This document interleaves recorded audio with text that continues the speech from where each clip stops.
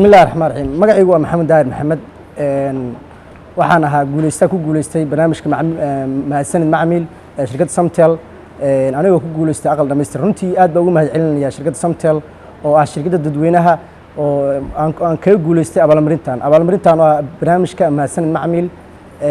marka insha Allah waxaan u rajeynayaa shirkadda iyo macaamiisha guud ahaan dhammaan bulshada inay ku soo biiraan shirkadda barnaamijkan uu yahay barnaamij matqaan tartan daafuran oo si cadaalad loo bixinayo oo ay u baahan yihiin bulshada inay matqaan ku soo dhawaadaan tartankaas ka soo qayb galaan aad baa u mahadsantiin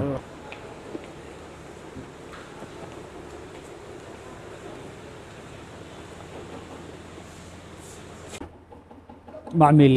waa kaaga mahadcelinaynaa inaad ka mid tahay macaamiisha Samtel Puntland gaar ahaan Samtel Mudug Gaalkacyo runtii waa ku faraxsanahay inaad ku guuleysatid barnaamijkii mahadsanid macmiil abaalmarintii taalay waxaa kaloo kugu sii hambaleynaynaa inaad noqotid macmiilkii koowaad oo runtii ku guuleystay barnaamijka sidii loo daahfuray barnaamijka waxaa yaalay abaalmarino aad u waaweyn oo ay ka mid tahay gawaari oo ay ka mid tahay guryahan hadda aqalkan aan ku guddoonsiinayno runtii nasiibkaagu wuxuu ku siiyey inaad ku guuleysatid aqalkan quruxda badan oo aynu maanta waxa way dhex taagannahay Tawfiiq Furniture aanu halkaas kugu guddoonsiinayno waxaan rajaynaynaa waxa way inaad naga guddoomi doontid haddii alla yiraahdo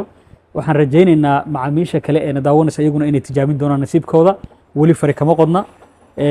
gawaarida cadcada oo furuusaha ahaa oo brand new ahaa wali dhiman insha Allah taala barnaamijku waa bilow waxaan rajaynaynaa adiguna inaad mar labaad nasiibkaaga tijaabisid asxaabtaada waxa way u arki doonaan ku soo dhawow ku xirno waxa way Samtel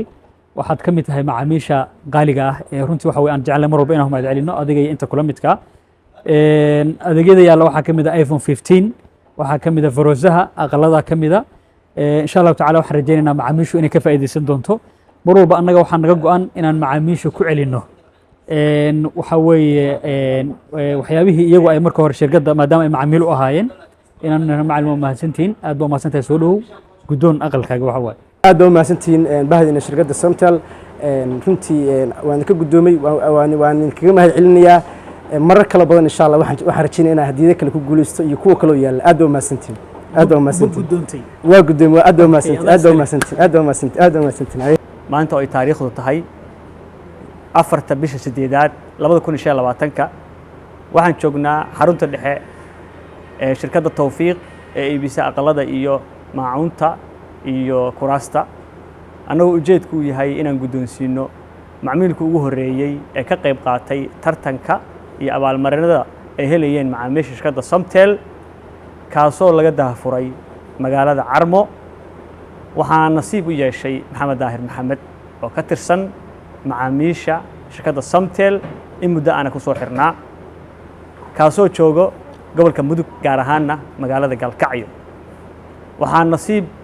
u yeeshay maanta inaan ku guddoonsiino hadiyadii uu ku guuleystay oo nasiibkiisa siiyey annagoo maanta ku guddoonsiinayno sida aad ka arki doontaan aqalka naga dambeeya iyo aqalada naga dambeeya maxamed daahir maxamed waxaan u rajaynaynaa macaamiisha shirkadda Samtel meel kasta ay joogaan tartankan waa bilowday waana lagu guuleystay macaamiilku u horeeyay maanta aynu ku wareejin doono waxaan rajaynayaa tartamada inay macaamiisha ay maartay ku dhiiradaan ayagoo oo u tartamaya gawaarida aqalada iyo qaybaha kala duwan ee agabyada بسم الله الرحمن الرحيم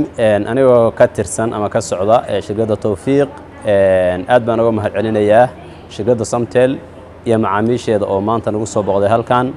ayaga oo ku wareejinaya macaamiil ka mid ah macaamiisheeda aqal uu ku guuleystay